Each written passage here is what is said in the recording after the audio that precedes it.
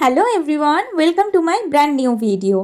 তো this is my outfit. আমার বান্ধবীর বার্থডে ছিল, তো বার্থডে পার্টিতে যাওয়ার জন্যই আমি রেডি হচ্ছিলাম। মায়ের সাথে একটু খুনসুটি করার পর আমরা বার্থডে লোকেশনে পৌঁছে যাই।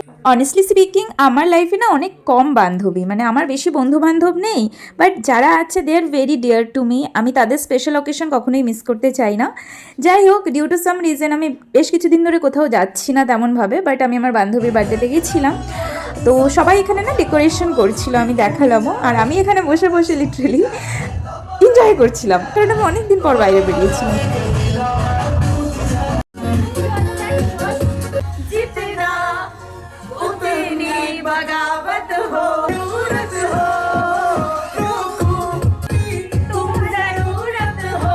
গ্রুপে কিন্তু আমরা প্রায় 8-9 জন ছিলাম, কিন্তু ডান্স শুধুমাত্র আমরা 3 জনই করছিলাম।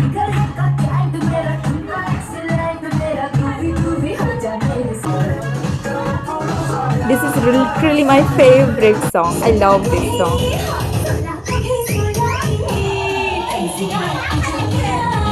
তারপরে আমাদের কেক কাটিং স্টার্ট হয়, and this is the birthday girl. And once again happy birthday to you Abhi, you are the most genuine person in my life.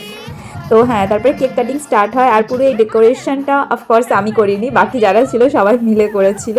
তারপরে শুরু হয় মানে বার্থডে গার্লের ওপরে টর্চার, যাকে বলা হয়, এই স্নো স্প্রে দিয়ে। আমি বেঁচেছিলাম বিকজ আমার শরীর খুব একটা ভালো ছিল না, তাই আমাকে কেউ ডিস্টার্ব করছিল না। যাই হোক, তারপরেই আমরা চলে যাই রুফটপে, বিকজ রুফটপে আমাদের খাওয়ার আয়োজন করা হয়েছিল। এখানে আমরা খেয়ে দিয়ে তারপরে বাড়ি চলে আসি। আজকের মতন এখানেই, টাটা, বাই।